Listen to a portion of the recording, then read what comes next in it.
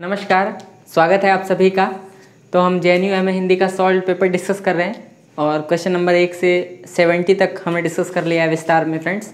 आज से हम आगे बढ़ेंगे। तो प्रश्न है 71वां प्रश्न है मित्र, खड़ी बोली हिंदी का प्रथम महाकाव्य कौन सा है? और विकल्प दिए हैं कामायनी, पद्मावत, प्रिय प्रवास और रामचरितमानस। तो आप सभी जानते हैं खड़ी बोली हिंदी का प्रथम महाकाव्य है प्रिय प्रवास। तो विकल्पों पर अगर मित्र गौर करें तो आप सभी जानते हैं प्रिय प्रवास के रचनाकार कौन है? तो प्रिय प्रवास के रचनाकार हैं अयोध्या सिंह उपाध्याय हरिऔध। अयोध्या सिंह उपाध्याय हरिऔध।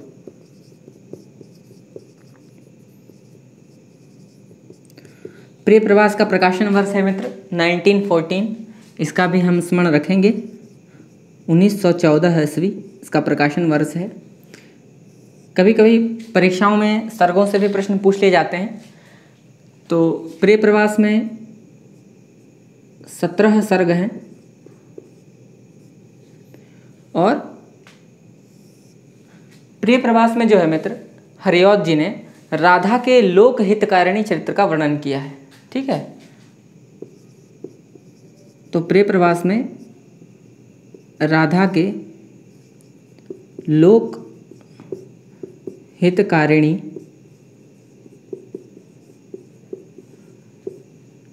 चरित्र के रूप में राधा का वर्णन किया है। तो इन सभी बातों का स्मरण हम रखेंगे मित्र। और एक स्मरण तो आप रखेंगे ही कि खड़ी बोली हिंदी का प्रथम महाकाव्य है। रामचरितमानस की बात करें मित्र तो रामचरितमानस की चर्चा हम पहले भी विस्तार से कर चुके हैं। तो रामचरितमानस आप सभी जानते हैं गोस्वामी तुलसीदास की कृति है और रामचरितमानस का प्रकाशन हुआ था 1574 ईस्वी में मित्र, 1574 ईस्वी। इसकी भाषा से हम परिचित हैं, अवधी भाषा है इसकी। तो अवधी भाषा है और इसकी शैली क्या है? इसकी शैली है मित्र दोहा चौपाई शैली। तो दोहा चौपाई शैली है। और एक और महत्वपूर्ण बात कि इसमें 7 कांड हैं और 7 कांडों का वर्णन हमने विस्तार से पहले कर चुके हैं हम सभी। तो रामचरितमानस की से संबंधित ये कुछ बातें हैं। कामायनी की बात अगर मित्र करें तो आप सभी जानते हैं कामायनी किसकी कृति है? तो जयशंकर प्रसाद की कृति है, जयशंकर प्रसाद। और कामायनी का प्रकाशन वर्ष क्या है? तो 1935 ईस्वी है, 1935 ईस्वी। इसमें थोड़ा विरोधाभास है मित्र कि कहीं कहीं 1935 लिखा हुआ मिलता है, कहीं कहीं 1936 भी लिखा हुआ मिलता है। तो मेरे अनुसार तो 1935 होना चाहिए। मैंने बहुत संदर्भों और स्रोतों से पढ़ा है। आप कमेंट बॉक्स में बताइए कि क्या संशय 1935-36 में है और आप किन स्रोतों के माध्यम से 35 मानते हैं, 36 मानते हैं। तो मैं ऑब्लिक करके लिख दे रहा हूँ 1936, बट आप कमेंट बॉक्स में इसके बारे में अवश्य टिप्पणी करिएगा। आगे बढ़ते हैं तो कामायनी के पात्रों की चर्चा करें तो कामायनी में मित्र इसके 3 प्रमुख पात्र हैं, मनु, श्रद्धा और ईड़ा। तो मनु, श्रद्धा और ईड़ा 3 प्रमुख पात्र हैं मित्र। और कामायनी में सर्गों की संख्या कितनी है? तो कामायनी में 15 सर्ग हैं। वैसे तो इसमें वर्णित दर्शन के बारे में नहीं पूछेंगे, फिर भी हम मित्र स्मरण कर लेते हैं। इसमें प्रसाद ने प्रतिभिज्ञा दर्शन का विस्तार वर्णन किया है। तो प्रतिभिज्ञा दर्शन, आनंदवाद, मानववाद जैसे दर्शनों का प्रतिपादन किया है। प्रमुखतः प्रतिभिज्ञा दर्शन का प्रतिपादन कामायनी में किया है प्रसाद जी ने। पद्मावत की बात करें मित्र तो पद्मावत से आप परिचित हैं, मलिक मोहम्मद जायसी की कृति है यह पद्मावत। और इसका प्रकाशन वर्ष कितना है? 1540 ईस्वी। तो 1540 ईस्वी इसका प्रकाशन वर्ष है। इसकी भाषा मित्र आप सभी जानते हैं अवधी भाषा है और शैली है दोहा चौपाई शैली। तो दोहा चौपाई शैली।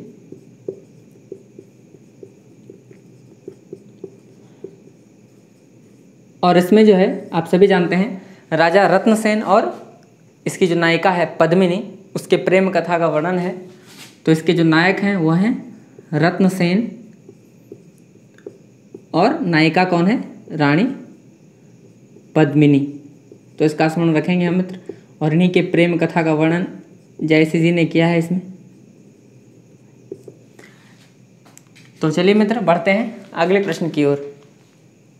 अगला प्रश्न है मित्र कि तुलसीदास के समकालीन थे। विकल्प दिए गए हैं सूरदास, अब्दुल रहीम खाने खाना, बिहारी और पद्माकर। तो तुलसीदास के समकालीन थे अब्दुल रहीम खाने खाना। तो अब्दुल रहीम खाने खाने की बात करें मित्र, तो इनकी कुछ रचनाएं जो महत्वपूर्ण है हमारे परीक्षा के दृष्टिकोण से, उसकी चर्चा कर लेते हैं। तो इनकी रचनाओं में मदनाष्टक,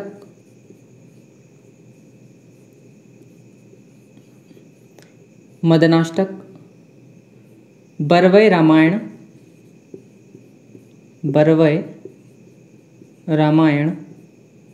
और रास पंचाध्यायी, इसका स्मरण हम रखेंगे मित्र। रहीम की ये 3 रचनाएं मदनाष्टक, बरवय रामायण और रास पंचाध्यायी। पद्माकर की बात करें तो पद्माकर की रचनाओं में प्रमुख हिम्मत बहादुर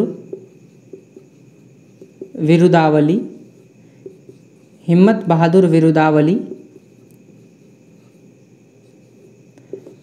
पद्माभरण,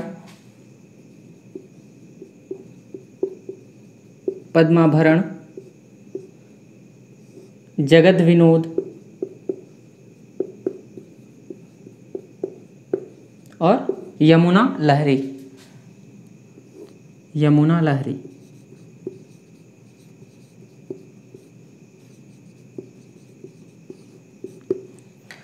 अगर सूरदास की बात करें मित्र, तो सूरदास के 3 रचनाओं से हम सभी परिचित हैं।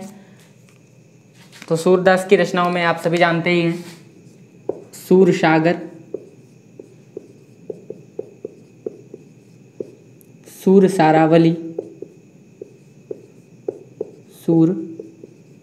सारावली और साहित्य लहरी।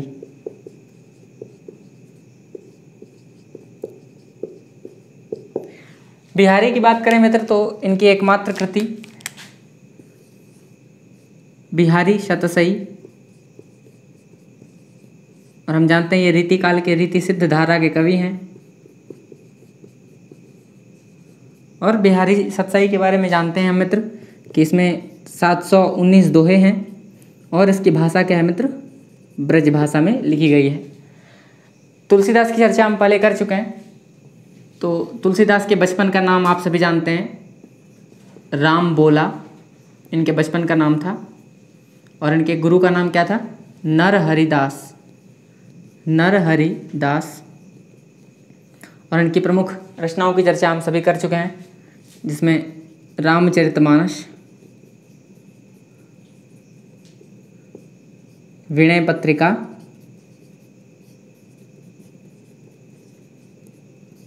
कवितावली, दोहावली और गीतावली प्रमुख है।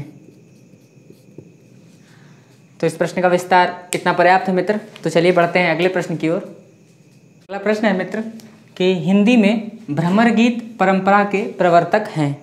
विकल्प दिए गए हैं सूरदास, तुलसीदास, रहीम और नरोत्तम दास। तो आप सभी जानते हैं हिंदी में भ्रमर गीत परंपरा के प्रवर्तक कौन है? सूरदास। तो इस प्रश्न के रेफरेंस में हम मित्र भ्रमर गीत परंपरा की चर्चा कर लेते हैं। तो आप सभी जानते हैं भ्रमर गीत परंपरा में उद्धव गोपी संवाद का वर्णन रहता है। तो भ्रमर गीत परंपरा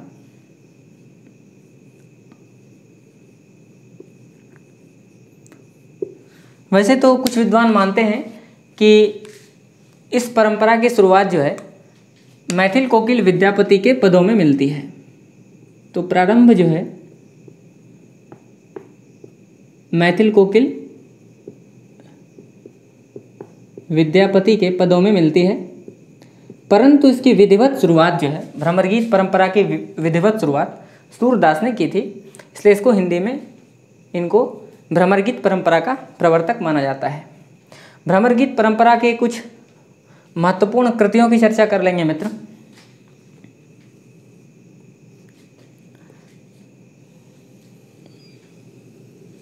तो सबसे पहले कृति जो हमारे सामने है मित्र, वो सूरदास कृत है भ्रमर गीत। आप जानते हैं सूरदास की यह कृति भागवत के 10वें स्कंध पर आधारित है और सूर की जो गोपियां हैं वो अत्यंत भावुक हैं और तर्कशील बहुत कम हैं। वहीं जब हम भंवर गीत की चर्चा करेंगे तो भंवर गीत में जो नंददास ने गोपियों का वर्णन किया है, उनकी गोपियां जो हैं बहुत अधिक तर्कशील हैं और उसमें दार्शनिकता का पुट भी देखने को मिलता है नंददास की कृति भंवर गीत में।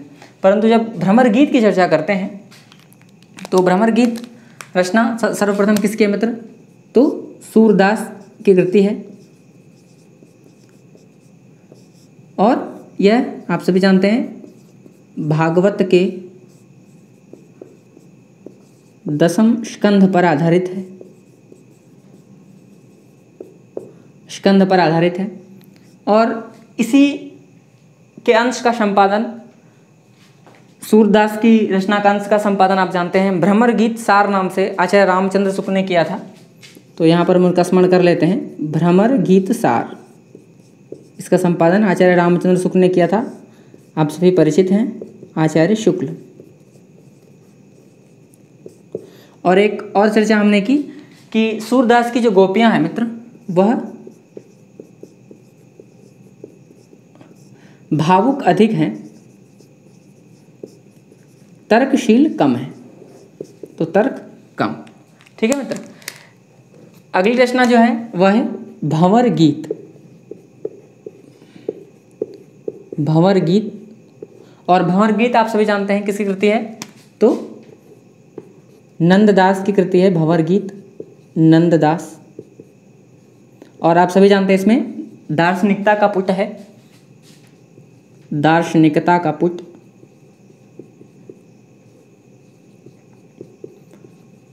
और नंददास की जो गोपियां हैं वह अत्यंत तर्कशील हैं। तो इनकी गोपियां जो है वह तर्कशील हैं। इसके पश्चात हम बात करते हैं मित्र, अगली रचना जो है वह है भ्रमर दूत। तो अगली रचना है मित्र भ्रमर दूत। और भ्रमर दूत जो है यह सत्यनारायण कविरत्न की कृति है, सत्यनारायण कविरत्न। अगली कृति है मित्र अयोध्या सिंह उपाध्याय हरिऔध की प्रिय प्रवास। प्रिय प्रवास जिसकी चर्चा कुछ क्षण पहले हम लोगों ने की है यहाँ पे। तो प्रिय प्रवास अयोध्या सिंह उपाध्याय हरिऔध की कृति है और इसमें इन्होंने राधा के लोकहितकारिणी चरित्र का वर्णन किया है। इसकी चर्चा हमने कुछ क्षण पहले की थी मित्र। इसके बाद जो अंतिम रचना है वह है जगन्नाथ दास रत्नाकर की कृति उद्धव शतक। तो उद्धव शतक, और यह कृति है मित्र जगन्नाथ दास रत्नाकर की। तो भ्रमर गीत परंपरा के ये कुछ कृतियां जिसका हम स्मरण रखेंगे मित्र। तो चलिए बढ़ते हैं अगले प्रश्न की ओर।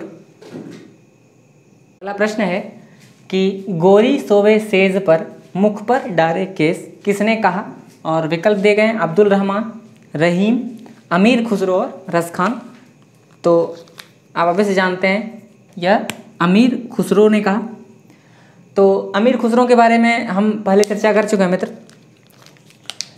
तो अमीर खुसरो का पूरा नाम क्या था?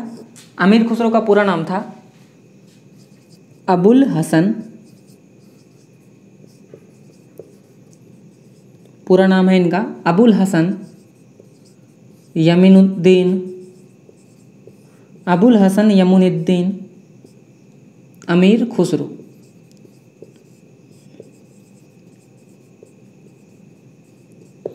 इनके गुरु का नाम था मित्र निज़ामुद्दीन औलिया, इसका स्मरण हम रखेंगे।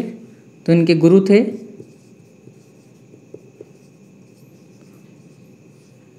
निज़ामुद्दीन औलिया। अमीर खुसरो की कृतियों की बात करें मित्र, तो इनकी सबसे प्रसिद्ध कोश ग्रंथ जो है खालिक बारी, खालिक बारी। और इनकी कुछ कृतियों के बारे में बात करें तो हालत ए कन्हैया, हालत ए कन्हैया और नजराने हिंद इनकी कृतियों में शुमार है। और आप जानते हैं इन्होंने बहुत सारी पहेलियाँ, मुकरियाँ, सखुने की रचना की। और इनकी पंक्तियों की चर्चा हम मित्र कर लेंगे। तो इनकी पंक्तियों में एक पंक्ति जो हमारे परीक्षा में ही आ चुकी है, गोरी सोवे सेज पर मुख पे डारे केस। और इनकी और कुछ पंक्तियों में मित्र, जिहाल मिस्की मुकुंद तगाफुल, जिहाल मिस्की मुकुंद तगाफुल, दुराए नैना बनाए बतियाँ, ये इनकी पंक्ति है। और कुछ पंक्तियों की चर्चा कर लें मित्र। एक और इनकी प्रसिद्ध पंक्ति है, अभी मुझे स्मरण नहीं आ रहा है। अब्दुल रहमान की मित्र बात करें तो अब्दुल रहमान, इनकी सबसे प्रसिद्ध कृति आप जानते हैं, संदेश राशक, संदेश राशक। रहीम की चर्चा हम पहले भी कर चुके हैं मित्र, कि रहीम की रचनाओं में प्रमुख जो हैं वो हैं बरवै नायिका भेद, बरवै नायिका भेद, मदनाष्टक और रास पंचाध्यायी, मदनाष्टक और एक और कृति इनके मित्र रास पंचाध्यायी।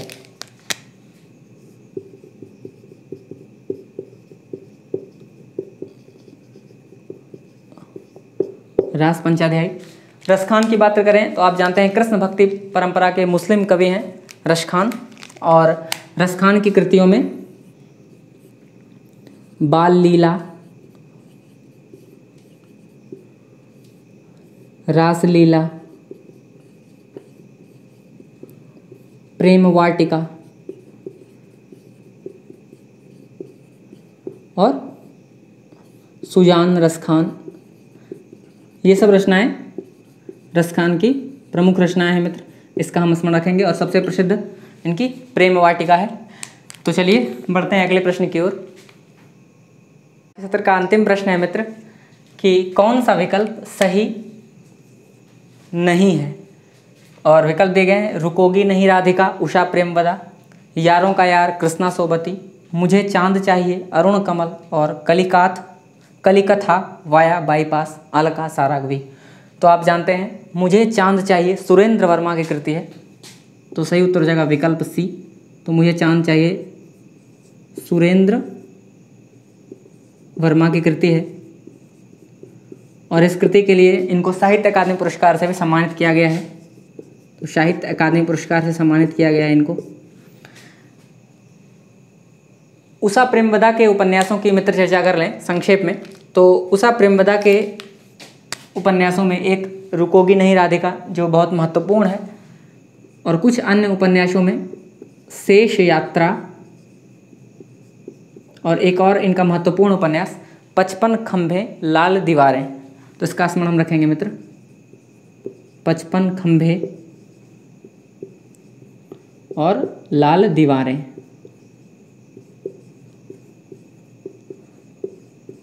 कृष्णा शोभती, जैसा कि हम पहले भी चर्चा कर चुके हैं, हमारे परीक्षा के दृष्टिकोण से बहुत महत्वपूर्ण, क्योंकि 2017 में इनको ज्ञानपीठ पुरस्कार से सम्मानित किया गया है। तो कृष्णा शोभती 2017 में इनको ज्ञानपीठ पुरस्कार से सम्मानित किया गया है मित्र, आप सभी जानते हैं। ज्ञानपीठ पुरस्कार, परीक्षा में इनसे प्रश्न आने की संभावना इस बार भरपूर है। और इनके कुछ उपन्यासों की मित्र बात करें तो इनके कुछ उपन्यासों में प्रमुख सूरजमुखी अंधेरे में,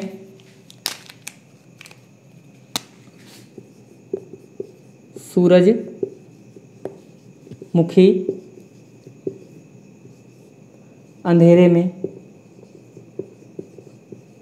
अंधेरे में। अन्य उपन्यासों में मित्र जिंदगी नामा, जिंदगी नामा, दिलो दानिश, बहुत प्रसिद्ध उपन्यास हुआ था ये, दिलो दानिश।